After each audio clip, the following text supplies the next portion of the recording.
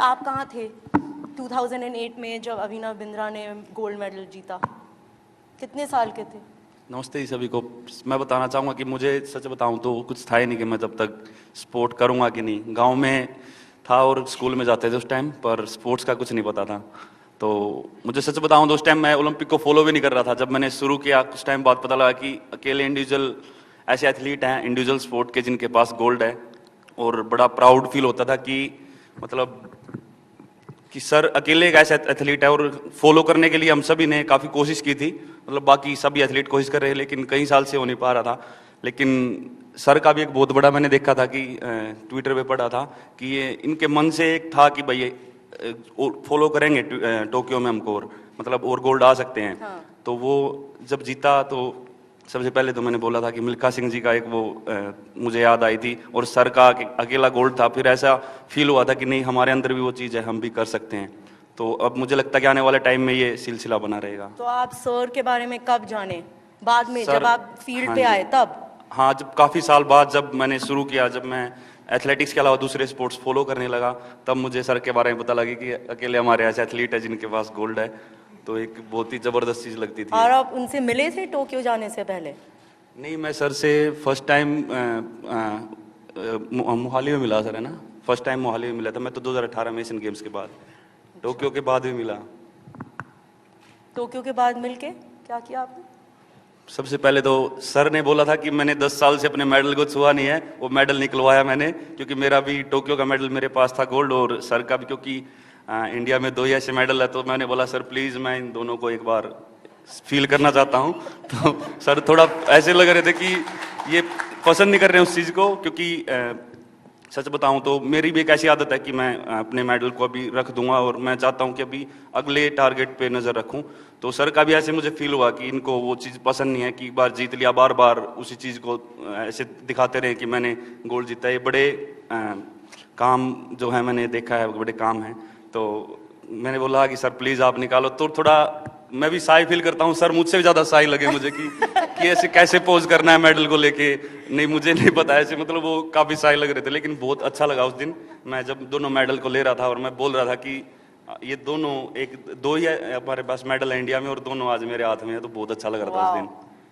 मैंने मैम इतना तो नहीं किया, लेकिन मैं अगर कोच के साथ, अगर मैं जिस कोच पे बिलीव, अगर मुझे ये बोल देगा ना कि छत से कूद जाते इतनी ज़्यादा थ्रो चली जाएगी, तो मैं बोलता हूँ कि मैं छत से भी कूद जाऊंगा। मतलब जितना कोच वर्कआउट बोलता है वो मैं कभी भी अगर उसमें से छोड़ देता हूँ, मान लो चाहे चाहे एक रेपिटेशन मैंने छोड़ दिया, तो मुझे इतनी गिल्टी फील होती है कि मैंने बहुत बड़ा गुनाह कर दिया आज।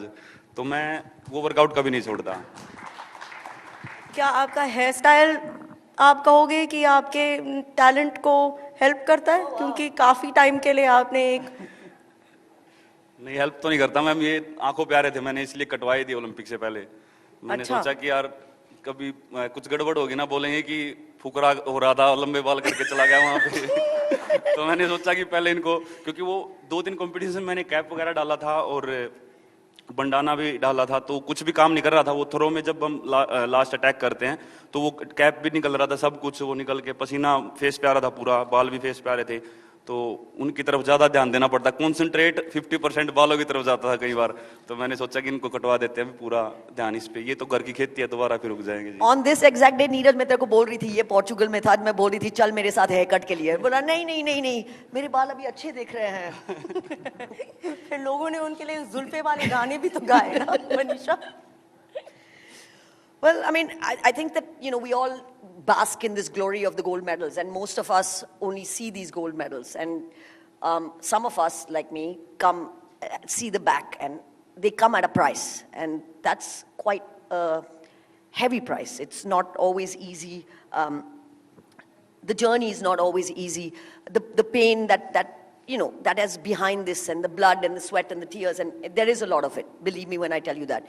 नीरज, आपको कैसे लगता है कि आपको कितना डिफिकल्ट लगा जो आपको सर्जरी करना पड़ा, और फिर वो सर्जरी के बाद ओलंपिक्स बहुत पास आ रहे थे, तो आपको क्या लगता है, आपको वो जर्नी जो आप हॉस्पिटल बेड से लेके बिल्कुल पीबी तक, कितना डिफिकल्ट था आपके लिए? मैं मानता हूं कि मैम जो सर्जरी के बाद These जो are the रेस्ट वाला bones टाइम that था, came out of his elbow. But these were the shards of bone that he had to remove, just to give everybody a little. नहीं बिल्कुल Intro. जब बिल्कुल bed rest बोला था तब ज़्यादा प्रॉब्लम हुई थी, क्योंकि ऐसा लग रहा था कि कुछ है ही नहीं करने को। लेकिन जब मेरी ट्रेनिंग शुरू हुई, डॉक्टर ने बोल दिया था कि 1 वीक बाद कि आप थोड़ा ट्रेनिंग वगैरह साइकिलिंग वगैरह शुरू कर सकते हो। तो मैंने सोचा कि मेरी पूरी ट्रेनिंग शुरू हो गई अभी, तो मैंने पहले दिन ही हाफ एन आवर 45 मिनट्स पूरा तेज साइकिल चला दिया। तो वो पूरा जो मेरे टांके थे वो गल गए थे, क्योंकि मैंने बहुत ज़्यादा ट्रेनिंग कर दी थी। ऐसे उन्होंने सिर्फ ऐसे बोला था कि आप फिटनेस थोड़ा शुरू कर सकते हैं, क्योंकि उनको लग रहा था कि मैं बहुत ज़्यादा मेरा मन है दोबारा करने का शुरू प्रैक्टिस। तो उन्होंने थोड़ी मुझे छूट दे दी, तो मैंने पूरा ही पेल दिया, फिर पूरा साइकिलिंग। तो फिर डॉक्टर के पास गया, बोले यार तूने ये क्या कर दिया, पूरा वो टांके वगैरह गल गए थे। फिर मुझे 10-15 दिन का पूरा बेड रेस्ट दिया दोबारा। तो वो टाइम बहुत मुश्किल था, लेकिन मैं मानता हूँ कि जब मेरी ट्रेनिंग शुरू हो जाए, मतलब मेरे पास हो कुछ करने को, कि मैं दोबारा जिम जा रहा हूँ या कुछ कर रहा हूँ, तो तब मुझे इतना प्रॉब्लम नहीं हुई मैम। लेकिन जब पूरा बेड रेस्ट दिया था, जब ज़्यादा दिक्कत हो रही थी। एक आधी बार बुरा जब लगता था कि जब सभी एथलीट्स खेल रहे थे, और पता नहीं ऐसा मुझे लगता है कि होता है कि जहाँ पे मैं नहीं खेलता हूँ वहाँ पे मेडल बहुत कम में आता है। दोहा वर्ल्ड चैंपियनशिप हुई थी, उधर 86 कुछ में गोल्ड गया। सभी डायमंड लीग्स में 2019 में सभी में 83-84 मीटर में गोल्ड जा रहे थे।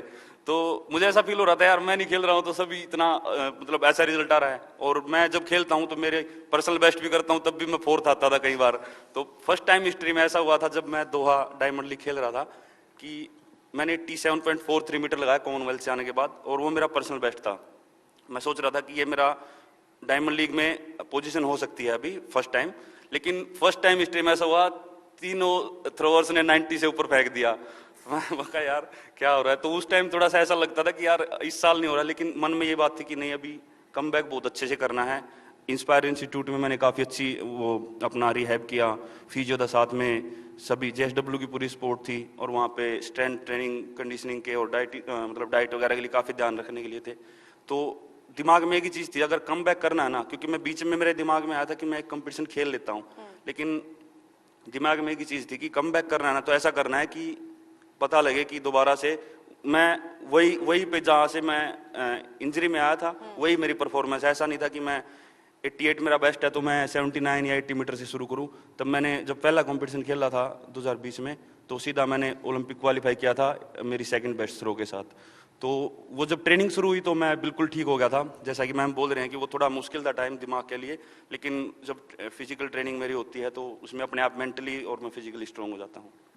मगर तब आपके लिए एक नया भी कोच भी आया था, तो वो आपको ऐसे नहीं लगा कि कोई डाउट नहीं आया कि जैसे अभी अब मैं कोच चेंज कर रहा हूँ, अभी ये कितना क्रिटिकल पीरियड है। मुझे तो लगा था, मैंने तो बोला नहीं हम that let's get him a superstar established coach, and he was very confident and I think that he did a good job in hindsight with Klaus. नहीं बहुत अच्छा रहा मैम, क्योंकि वो एक मैं सच बताऊं तो मुझे बहुत ज्यादा कई बार ट्रेनिंग में सीरियस रहना पसंद नहीं है, तो वो बहुत फनी है, तो कुछ ना कुछ वो मजाक करते रहते हैं। ट्रेनिंग में कई बार अगर सीरियस भी है तो वो थोड़ा मजाक में करवा देते हैं। कई कोच ऐसे होते हैं कि पीछे डंडा ले खड़े होके कि नहीं करिए, तो वो मजाक में ऐसे करके फिर भी ट्रेनिंग करवा देते हैं। तो वो कहीं ना कहीं उनका और एक जो ट्रस्ट होता है कोच के ऊपर वो उन्होंने बहुत जल्दी बना लिया था, क्योंकि हमारी बॉन्डिंग जो है बहुत अच्छी रही। तो उसकी वजह से उनकी जो ट्रेनिंग प्लान है और जो भी हमारा पूरा टीम वर्क है वो बहुत अच्छे से चला। तो दोबारा फिर कोशिश करेंगे मैम कि अगले साल जो आने वाले और नेक्स्ट ओलंपिक में उनके साथ और अच्छी ट्रेनिंग करके अपना जो नेक्स्ट टारगेट है उसको करेंगे। नीरज आपको कभी सेल्फ डाउट हुआ कि मैं फील्ड में नीरज को जा नहीं रहा हुआ हूँ और बॉडी शट डाउन कर रही है, मैं फेंक नहीं पाऊंगा, मुझे नहीं। मैं मतलब फेंकने का तो मेरा ये है मैम कि दिमाग में एक ही चीज़ लेके जाता हूँ कि कुछ आज कसर नहीं रहनी चाहिए। मतलब ओलंपिक में तो यही था कि दिमाग में एक चीज़ ये नहीं आनी चाहिए बाद में कि यार एक दिन था मेरे पास ये और मैंने वहाँ पे कुछ कसर छोड़ दिया। मतलब मैं पूरा रेडी था वहाँ पे, टूटना फूटना चले आऊँगा, आज जितना जोर लगा सकता हूँ लगाऊंगा। पर कई बार होता है कि हाँ तैयारी इतनी अच्छी नहीं होती है, हम फिट नहीं होते हैं पूरे, पर फिर भी मैं ज़्यादा डिस्टेंस पे कॉन्सेंट्रेट नहीं करता। मैं सोचता हूँ कि बस जितना मेरे अंदर जो भी आज जितनी स्ट्रेंथ है या जो भी मेरी तैयारी है वो मैं उसका 100% दूँ बस। तो ऐसा होता है। पर कभी कभी बिल्कुल मैम बोल रहे हैं, लेकिन कभी कभी हो जाता है जब तैयारी अच्छी ना हो, तो वैसे नॉर्मली कभी ऐसा कुछ फील नहीं होता। सभी का अलग अलग होता है मैम। बिल्कुल मैं मानता हूँ कि शूटिंग बहुत ही मेंटली बहुत ज़्यादा डिफरेंट हमसे एक गेम है और बहुत ज़्यादा चाहिए इसमें मेंटल स्ट्रेंथ हमारी भी चाहिए, क्योंकि फिजिकली के साथ साथ फिजिकली फिट होना पड़ता है, लेकिन जब ओलंपिक के उधर उतरते हैं ग्राउंड में तब एकदम फिजिकली भी हम ढीले हो जाते हैं, वहाँ पे ऐसा शरीर एकदम नीचे डाउन होता है, पर मेंटली वहाँ पे स्ट्रांग रहना बहुत जरूरी है। तो बिल्कुल डिफरेंट स्पोर्ट है जैसे मैम बोल रही है, लेकिन मैंने किया है शूटिंग ट्राई, पर बहुत ज़्यादा कंट्रोल चाहिए उसमें, मतलब मेरे से हो ही नहीं पाया। पहले 2-3 बार तो मैं देख रहा था कहाँ पे लगाऊं, कोई दीवार दूर पे लगी जाके गोली वहाँ पे। No, I was a nervous wreck, and I usually am. So before Neeraj's final, I was calling his coach non-stop. So I don't really talk to the athlete, and this time I was sitting in Delhi. So I must have called the coach about 50 times. And then at 3 o'clock in the morning, on the morning of the final, the Klaus sends me a message saying, "Our baby slept well, now the chicken must fly." So, and it surely flew. Neeraj, जब वो competition शुरू हो गया, आपने मुझे बोला था कि आपने सिर्फ 2-3 प्रैक्टिस थ्रो किए। आप इतने कॉन्फिडेंट तभी से थे? नहीं, उसमें क्या हो रहा था मैम कि उधर बहुत ज़्यादा गर्मी थी टोक्यो में, और बाहर यूरोपियन एथलीट्स की और बाकी एथलीट्स की क्या आदत है कि वो 1.5-2 घंटा पहले थोड़ा थोड़ा वार्म अप शुरू कर देते हैं, और मैं वहाँ पे जाके लेट गया आराम से। बिल्कुल आधा घंटा बचा जब कॉल रूम में जाने से पहले, तो कोच मेरे से गुस्सा हो रहा है कि क्या कर रहा है। तो मैं कोच को बोल रहा था कि वार्म अप हम अपने तरीके से करें, क्योंकि जो क्वालिफिकेशन राउंड था उसमें हमने बहुत जल्दी वार्म अप शुरू कर दिया था, और वहाँ पे ही बाहर इतना ज़्यादा पसीना आ गया हमको कि अंदर के लिए ऐसा लग रहा था कि एनर्जी है ही नहीं।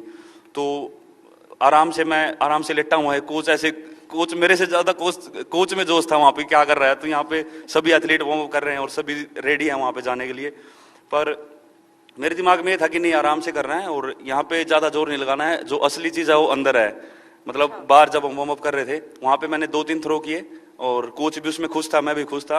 मगर बस अंदर करना है पूरा तोड़, जो भी करना है, तो अंदर जाके फिर पूरा अपना 100% लगा दिया। तो ये जो आप शॉपिंग ट्रिप होकर आए थे दुबई में, Siddhi, can we have those photos back? थोड़ा उसके बारे में बताएं, उसके वजह से आपके टॉक्सिन सारे रिलीज हो गए हैं आप? शॉपिंग की तो मैं आदत है मुझे पहले से ही, मतलब ऐसा नहीं है कि अभी करने लगा हूँ। चाहे वो मैंने जब स्पोर्ट्स शुरू किया, चाहे मुझे एक जुराब की जोड़ी खरीदनी होती थी, लेकिन उस टाइम पैसे के हिसाब से। अभी है कि अभी हाँ एयर जॉर्डन वगैरह ले लेता हूँ, या दूसरे कोई शूज पसंद आते हैं। 5 air Jordan, let's be clear, not 1 air Jordan. नहीं, पर अच्छा लगता है मैम, थोड़ा उधर गए हम, क्योंकि काफी ज्यादा यहाँ पे जब आए थे हम ओलंपिक से, तो ट्रेनिंग भी नहीं हो पा रही थी, और सभी ऐसे इंटरव्यू वगैरह हो रहे थे, तो पूरा दिमाग इसी तरफ आ गया था पूरा कि यही सब कुछ है। तो अभी घूम के आए थोड़ा बाहर, तो थोड़ा फ्रेश हुए, और अभी फिर दोबारा से ट्रेनिंग शुरू करनी है, तो काफी अच्छा। आज थोड़ा अजीब लग रहा है वैसे मुझे, क्योंकि इतने दिन में छुट्टी करके यहाँ पे आते ही कल ही आए हम, और यहाँ पे आते ही आज इसमें जैसे सर बता रहे थे कि थोड़ा नर्वस फील हो रहे थे, तो मेरा भी बीच में तो आदत हो गई थी कि लगातार इंटरव्यूज वगैरह चल रहे थे। आज मैं भी थोड़ा सा अजीब सा फील कर रहा था, लेकिन अभी थोड़ा नॉर्मल हुआ हूँ। Manisha, this is very good. Yeah, please send me also for a holiday to Dubai after the conclave. It seems to work for decompression. If Neeraj has left any stuff to buy there. So they say that it takes a whole village to raise a champion, right? दूसरे लोगों का क्या role रहता है? आपके parents या आपके friends या आपके कोच, उसमें आप उनके साथ आप क्या रिलेशनशिप रखते हैं कि आप बेस्ट परफॉर्म कर पाएं? ऐसे कहते हैं कि कोच मिलना एक सोलमेट के जैसे होता है, ये क्या ट्रू बात है आपके और क्लाउस के बीच में? हाँ मैम, क्लाउस कोच के साथ तो काफ़ी अच्छा, मतलब हमारे बनती है बहुत अच्छी, लेकिन मैं कहना चाहूँगा कि फैमिली का भी बहुत ज़्यादा एक रोल रहता है, क्योंकि फैमिली, मैं लकी मानता हूँ कि उन्होंने कभी मुझे परफॉर्मेंस का कभी प्रेशर नहीं दिया, कि जब मैंने शुरू किया था कि मेडल क्यों नहीं आ रहे हैं, या फिर कई बार होता है कि आजकल बहुत जल्दी परफॉर्मेंस आते हैं, पेरेंट्स भी और एथलीट्स भी कई बार, तो मुझे लगता है कि वो पेशेंस बहुत ज़्यादा ज़रूरी है उसके लिए। और कहीं ना कहीं ये बहुत अच्छा रहा कि जो हमारे आसपास के लोग हैं वो बहुत हमको पॉजिटिव रखने वाले होने चाहिए, तो वो मैं बहुत अच्छा मानता हूँ कि मेरे आसपास के लोग काफ़ी अच्छे रहे हैं, पूरी टीम भी और फैमिली से भी और फ्रेंड्स भी जो भी हैं सभी स्पोर्टिव थे, तो ये बहुत ज़्यादा मुझे लगता है कि हम रोल करता है हमारे उसमें परफॉर्मेंस में भी और हमारे करियर में। मॉडल तो आप बन ही गए हैं ना, ये देखिए आपके लुई विटॉन वाले फोटोज। अच्छा, पीछे चल रहा है सब कुछ। हाँ। हमको दिख ही नहीं रहा है। नीरज, आप भी अभिनव को कुछ एडवाइस दीजिए। अभी सर को तो मैं क्या एडवाइस दूँ जी, मतलब इनको देख के तो हम इंस्पायर हो रहे हैं, तो मैं यही बोलूँगा कि आप हमें ऐसे इंस्पायर करते रहिए सर। और क्योंकि सर का मुझे पता है कि थोड़े से साई है, वैसे मैं बोल देता कि सर सोशल मीडिया पे थोड़े एक्टिव रहिए आप, थोड़ा अपने बारे में बताते रहिए लोगों को, लेकिन जैसे है सर वैसे ठीक है। मैं मनीषा मैडम मुझे बता रही थी कि आपका सोशल मीडिया की वैल्यूएशन 450 करोड़ की है, तो मेरे भी दिलवा दो, मैं अभी पासवर्ड दे देता हूँ। सर वो भी कईयों को धोखा लगा हुआ है, वो 450 करोड़ सोच रहे हैं कि नीरज ने इतने कमाई लिए हैं। वो लोग उल्टा लेके जा रहे हैं उसको। No, but he's the self-proclaimed master of reels, by the way. He said, मेरे जैसे कोई नहीं रील बनाता है। मैडम जी आप ढूंढ के देख लो, प्रोफेशनल मुझे नहीं चाहिए, मैं खुद सबसे अच्छी रील बनाता हूँ। Siddhi, let's see one of Neeraj's latest Instagram posts. I'm sure we have a reel. It's the Oh yeah. underwater javelin throw, new sport in Olympics.